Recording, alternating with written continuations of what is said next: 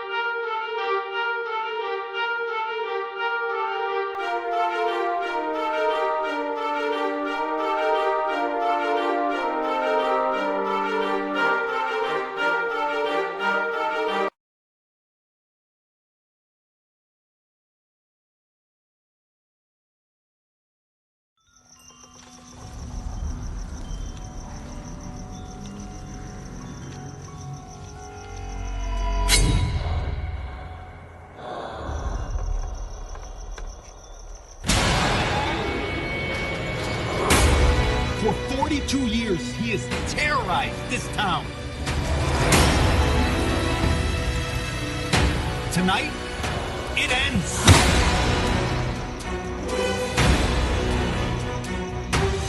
We need to stop this mother...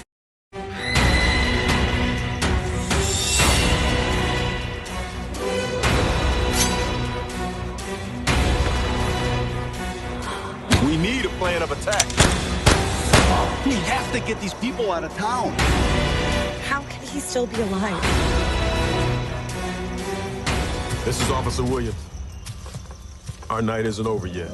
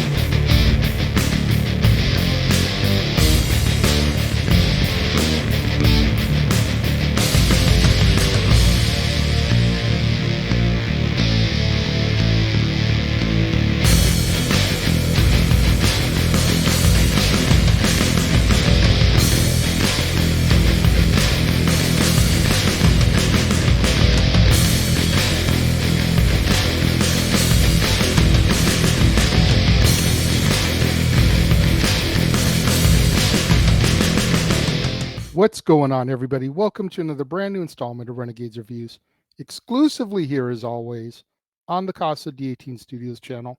I, of course, am your host, the Renegade JJ Williams, and it's new release Saturday today. We're going to take a look at the brand new film entitled Bitch Ass, starring Tundi Lale, Sean McKinney, Tian Kelly, AFRO, Kelsey Caesar, Bill Geary, Tim J. Smith, Melissa Sellers, Jarvis Denman Jr., and Tony Todd. What's going on, everybody? Thank you for joining me here once again for another brand new installment of Renegades Reviews. As I said at the outset, today's new release Saturday, and we're going to take a look at the brand new film entitled Bitch Ass. And our movie opens, and it's an episode of Hood Horror Movie Nights, which is hosted by Titus Dark. He proceeds to tell us about tonight's feature, which is called Bitch Ass, the tale of the first black serial killer to wear a mask. When we begin the movie, we then flash back to 1999, and a woman is being chased down the street by a man who attempts to mug her. Bitch Ass appears and abducts him into his game house. We then see 4 teenagers, Tuck, Moo, Cricket, and Quentin, or Q, who are being interviewed by Spade, the leader of the 6th Street gang. Spade gives them a mission. In order to be initiated into the gang, they must break into a recently deceased woman's house and rob it.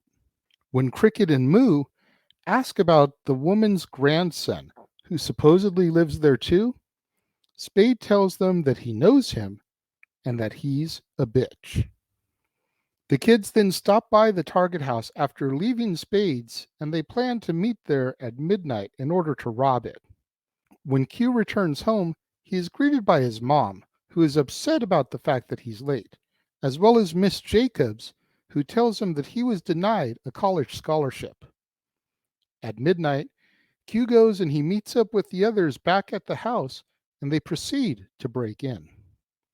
As they enter into the cellar, we see another flashback of a young man named Cecil, who's playing a board game with his grandmother. When he loses, she decides to burn his arm, torturing him. As the crew begins to investigate the house, searching for stuff to rob, Q stumbles upon a list of Grandma's rules. We then see another flashback of Cecil getting whipped with a switch for exhibiting signs of lust. While Tuck is snooping around Grandma's room, he hears cries for help. Meanwhile, Moo has been captured and chained to the wall. Bitch Ass challenges Moo to a real-life game of Operation, which ends with Moo being electrocuted to death. Cricket is the next one to be kidnapped, while Q and Tuck ask each other if they heard screams, causing Tuck to go off and look for their friends. Tuck tells Q that the other two ran off, so they decide to regroup and try to find something to steal. Back in the game house, Bitch Ass and Cricket square off in a game of Connect 4. When they run out of pieces to drop, they start using their hands in the slots. Bitch Ass wins once again, causing Cricket to have her head chopped off with a guillotine as a result.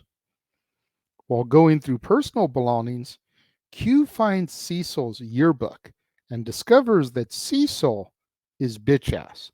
And not only that, his mom knew him. We then flash back to 1980 as Cecil plays with a Rubik's Cube on the train.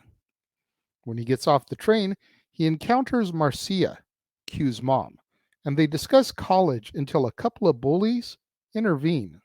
Meanwhile, back in the modern day, Tuck is playing a game of Jenga with Bitch Ass, while Q searches for him. When Q goes to leave the house, he stumbles upon Bitch Ass's game house. Tuck loses the game and perishes via a hanging. Q tries to ambush Bitch Ass, but he's paged by his mom, which ends up giving him away. Meanwhile, Marcia confronts Spade in order to try to find her son, and we learn that Spade was one of the two bullies from the flashback. Q then tries to reason with Bitchass, telling him that what his grandmother did was messed up and that Marcia is his mother. Bitchass then flashbacks again to young Cecil and Marcia talking about playing a game of rock, paper, scissors. As Marcia and Spade reminisce about their past relationship, Boots, Spade's right-hand man, is ambushed by Bitchass, and we learn that he was the other bully from the flashback. Marcia then finds Cecil and tries to reason with him until Spade spills the fact that Marcia helped set Cecil up on the night that he got jumped and sliced up by Spade and Boots. Bitchass then challenges Spade to a game of Mayday, which is essentially Battleship but with planes. And once Spade loses, he's forced to wear a gas mask and is gassed to death.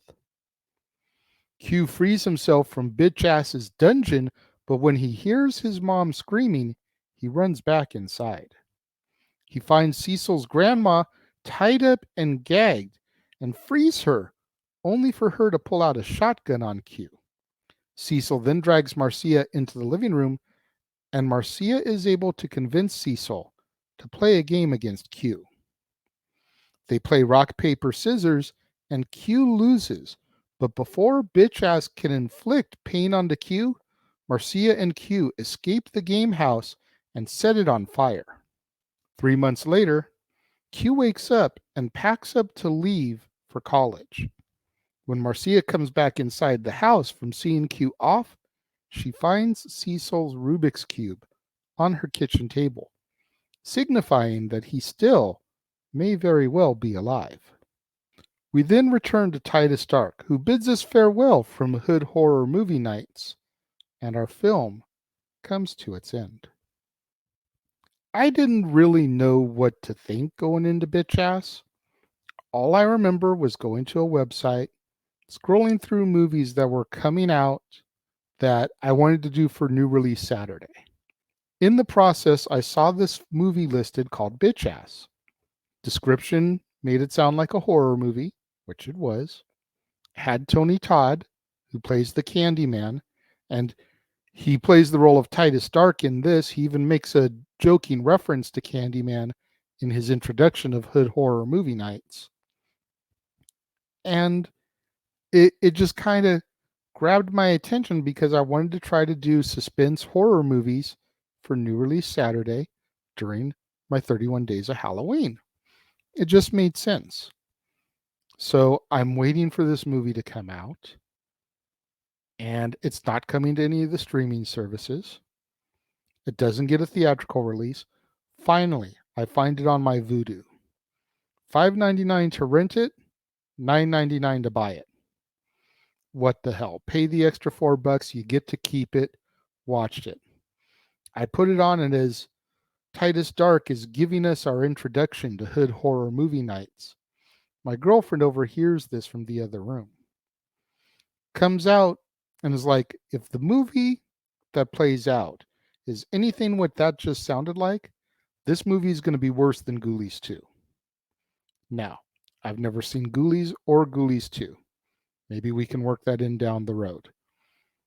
But I thought this was a really good movie considering I didn't know what I was going into. We already discussed earlier in the month that I don't get scared at horror movies anymore, ever since the original Scream and Randy giving away the rules.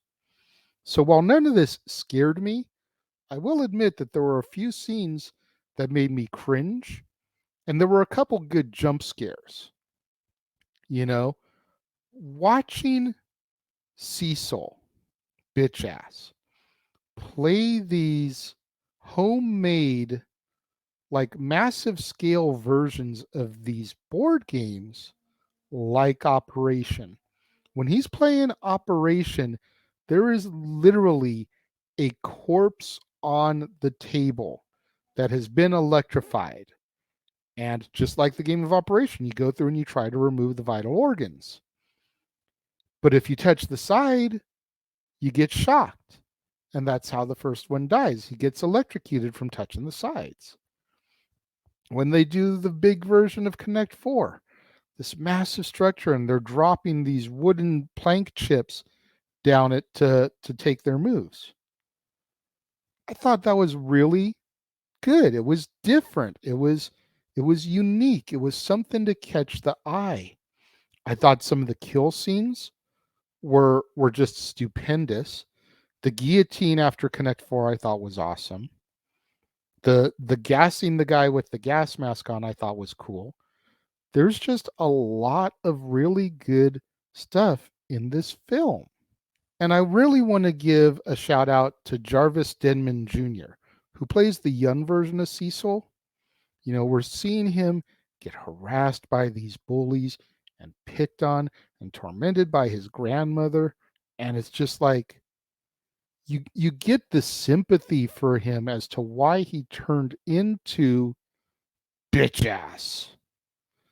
You know, like he's got this grudge against these people, and justifiably so, for the way he was treated as a child.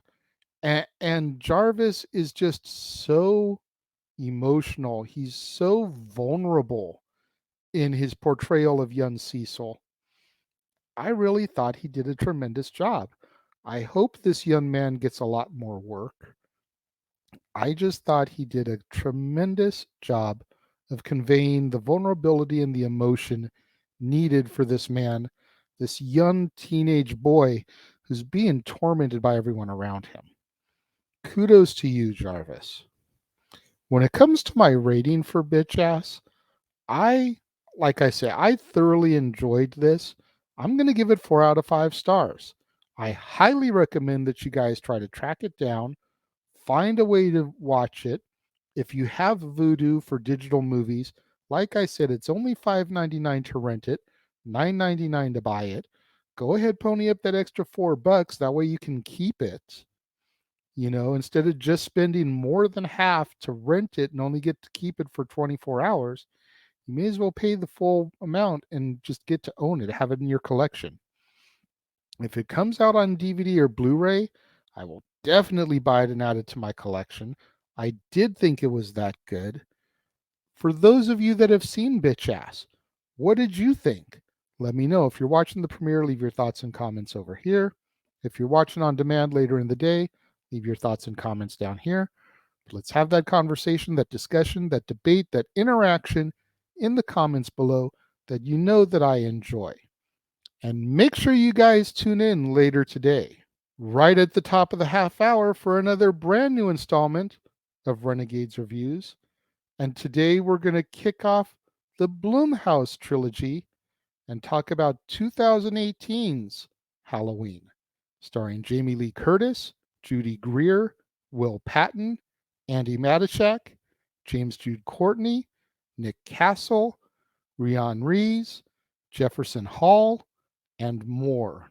And then later on this evening, right back here on the Casa D18 Studios channel, as well as on the Jeff Meacham Network and across the Jeff Meacham Network multiverse of media, it'll be time to once again open the doors for Open Mic Night. Myself and Noah Foster will be discussing the week in professional wrestling. Whoever else may decide to enter the studio and step up to the microphone joining us this week, you never know what kind of shenanigans we're going to get into on Open Mic Night. And then tomorrow, right back here on the Casa D18 Studios channel, it'll be time to once again step into the War Zone.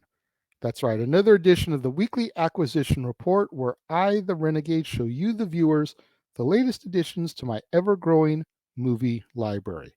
And then following that, at the top of the half hour, will be time for another edition of Renegades Reviews. And the second chapter of the Blumhouse trilogy, we're going to discuss Halloween Kills, starring Jamie Lee Curtis, Judy Greer, Andy Matichak, Will Patton, Anthony Michael Hall, Dylan Arnold, Charles Cyphers, James Jude Courtney, and Nick Castle. And of course, all of that is leading up to Monday, Halloween, and Halloween Ends. But oh no, it won't just be me. It'll be the dads, not always on wrestling, as Jeff Meacham joins me for our review of what is hopefully the finale of the Michael Myers saga, Halloween Ends. You're not going to want to miss out on any of that content right here on the Casa D18 Studios channel, on the Jeff Meacham Network, across the Jeff Meacham Network multiverse of media, Halloween, Open Mic Night, Warzone, Halloween Kills, Halloween Ends on Monday. We've got so much still in store in these last couple days of the month. You definitely don't want to miss out. So make sure you smash that like button. Make sure you're subscribed. Make sure that notification bell is turned on. That way you're alerted anytime a video drops right here on the Casa D18 Studios channel, or anytime we go live, as is the case with Open Mic Night, pay-per-view PLE coverage, Stat Boy Sports Bar, etc. Make sure you share this video with your family, friends, loved ones, coworkers, movie fanatics, cinephiles that you may know.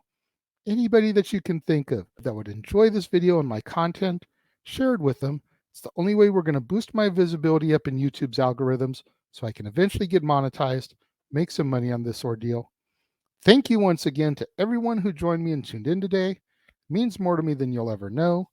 And I will see you guys next time.